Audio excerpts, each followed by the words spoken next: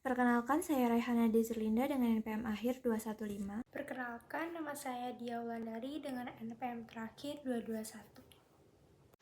Perkenalkan, nama saya Nuriza Safira dengan NPM akhir 297.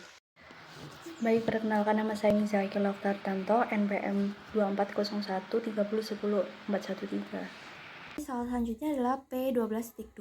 Di sini kita membahas terkait dengan intangible asset yaitu paten. Jadi atau perusahaannya ini itu hendak memiliki paten atau intinya kayak melakukan R&D untuk mendapatkan intangible asset yaitu paten itu tadi. Ada beberapa aktivitasnya dengan cost-nya yang dikeluarkan untuk mendapatkan tiap aktivitas paten itu dalam mendapatkan patennya. Di sini ada juga beberapa informasi terkait dengan kontraknya itu dinyatakan bahwa pada Maret 2019 paten itu sudah economically viable atau bisa memberikan hasil berupa keuntungan secara ekonomis bagi perusahaan. Terus habis itu dia juga diestimasikan memiliki useful life 17 tahun setelah dia itu didapatkan atau setelah perusahaan itu mendapatkan paten tersebut, atau intinya ketika paten itu di-grantedkan ke kita. Terus habis itu tapi pada tanggal Januari 1, 2021 useful life itu ternyata direvisi menjadi sisa 5 tahun dari tahun 2021 itu.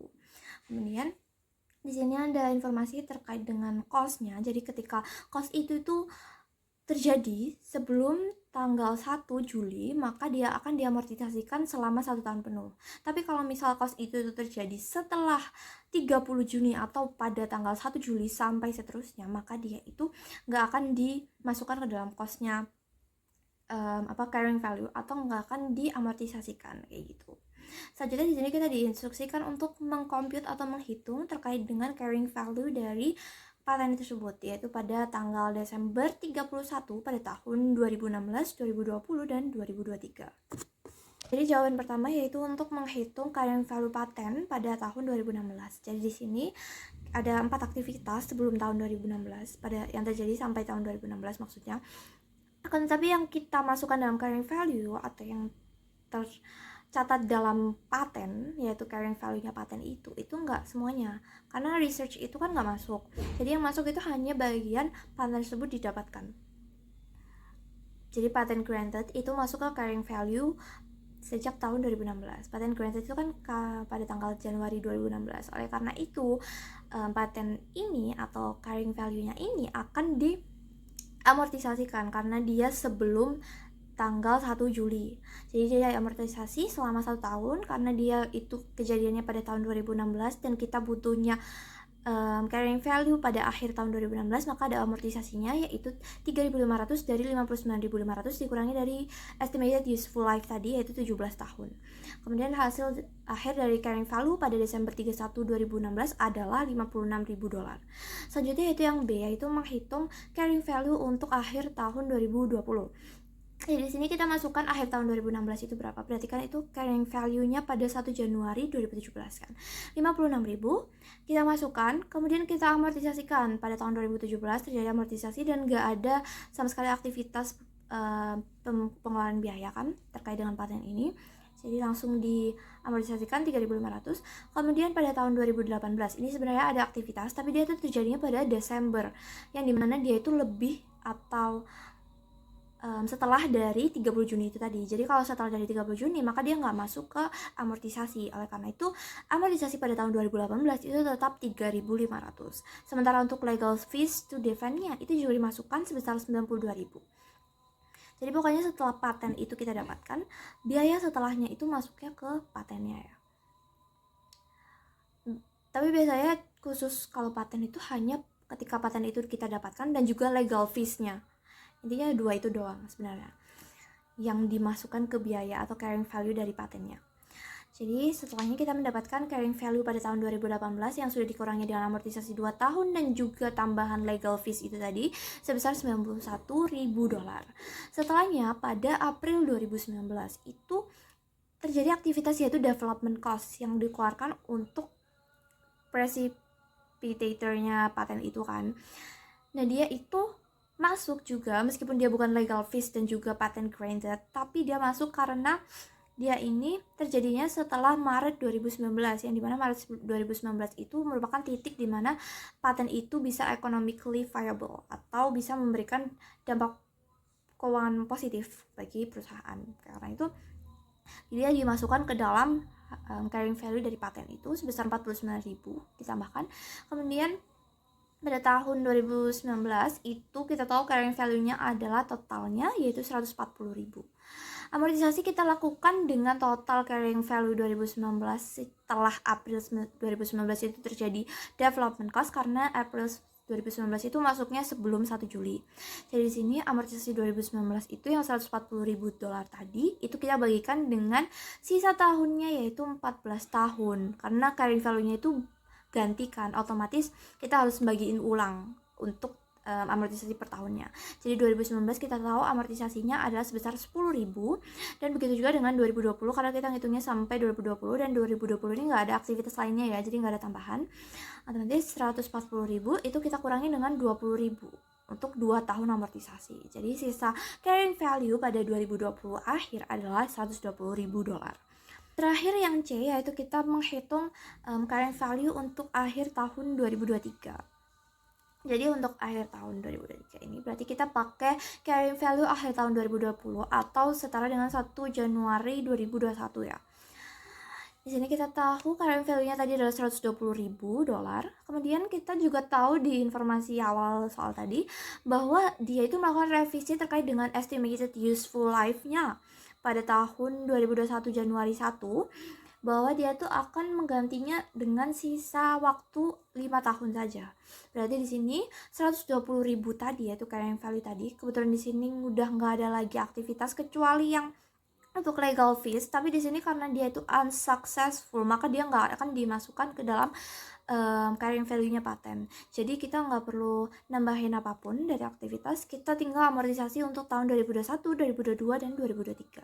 Di sini kita bagi dengan 5, 120.000 tadi yaitu carrying value dibagi dengan 5 yaitu 24.000 dolar. Jadi amortisasi per tahunnya adalah 24.000 dolar. Oleh karena itu sisa carrying value-nya 120 tadi akan dikurangi dengan 24.000 dolar dikali 3. Hasilnya adalah 48.000 dolar. Itu adalah carrying value akhir pada tahun 2023. Soal P12.3. Instruction A. Prepare a schedule showing the intelligible assets section of Sandro Statement of Financial Position at December 31, 2022. So supporting competition in a good form. B. Prepare a schedule showing all expense resulting from the transaction that would appear on Sandro's income statement for the year ended December 31, 2022.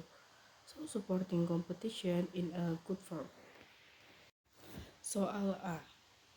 Yang pertama yaitu kita cari franchise. Biaya franchise terdiri dari pembayaran uang muka sebesar 15.000 dolar dan nilai pembayaran cicilan sebesar 43.700 dolar.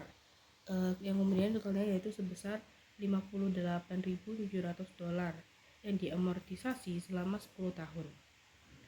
Amortisasi tahun 2022 yaitu sebesar 5.870 dolar, sehingga nilai yang tercatat pada akhir tahun adalah 52.830 dolar.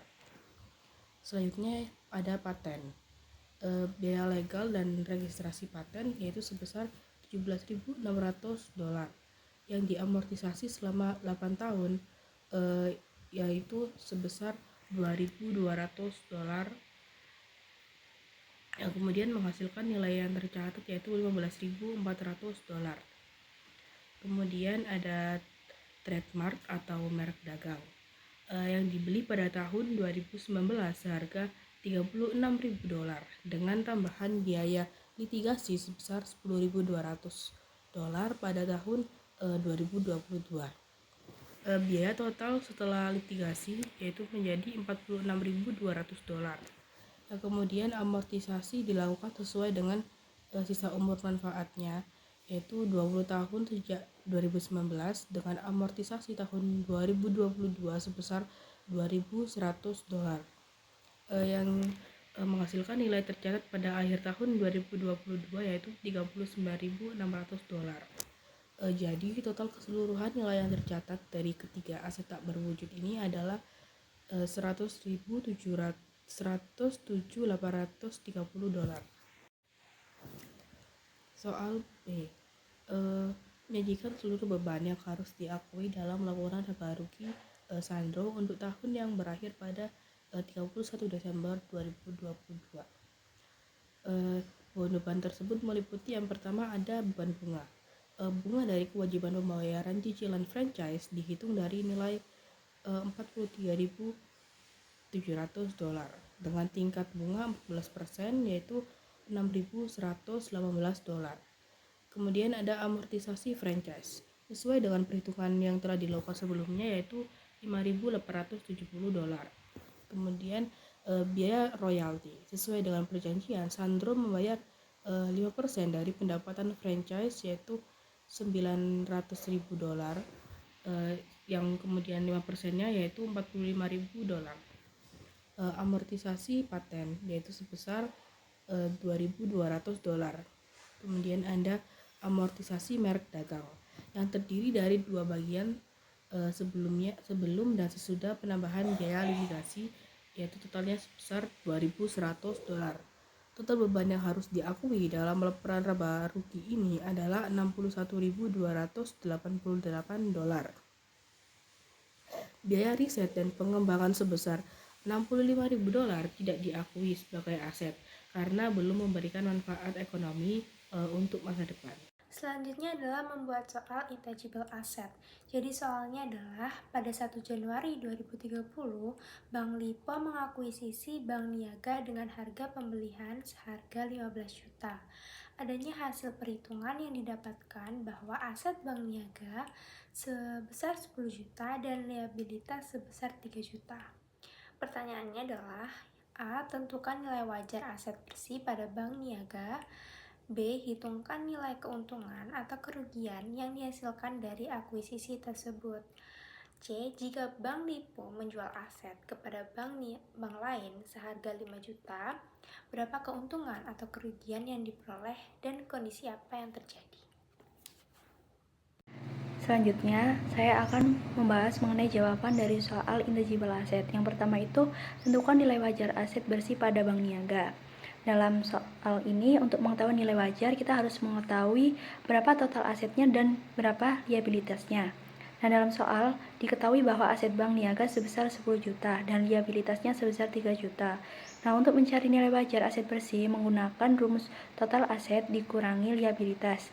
Jadi, 10 juta dikurangi 3 juta, yang menghasilkan nilai wajar aset bersih sebesar 7 juta. Lalu pada soal kedua, hitunglah nilai keuntungan atau kerugian yang dihasilkan dari akuisisi tersebut. Dalam soal tersebut diketahui bahwa jumlah harga pembelian sebesar 15 juta, lalu aset bersih Bank Niaga sebesar 7 juta. Untuk mengetahui kerugian atau keuntungan dengan cara menghitung harga pembelian dikurangi dengan nilai aset bersih. Jadi 15 juta dikurangi 7 juta yang menghasilkan 8 juta. Nah, 8 juta ini menghasilkan kerugian karena harga pembelian lebih tinggi dari nilai bersih yang diperoleh. Nah, selanjutnya pada soal ketiga ini, jika Bank Lipo menjual aset kepada bank lain seharga 5 juta, berapa keuntungan atau kerugian yang diperoleh dan kondisi apa yang terjadi? Nah, dalam soal tersebut, Bank Lipo menjual aset kepada bank lain sebesar 5 juta, sedangkan aset yang dimiliki sebesar 7 juta. Untuk menghitung keuntungan atau kerugian dengan mengurangkan nilai aset dari harga jual, jadi 7 juta dikurangi 5 juta yang menghasilkan 2 juta. Nah, 2 juta ini menunjukkan kondisi kerugian karena harga jual lebih rendah dari nilai aset.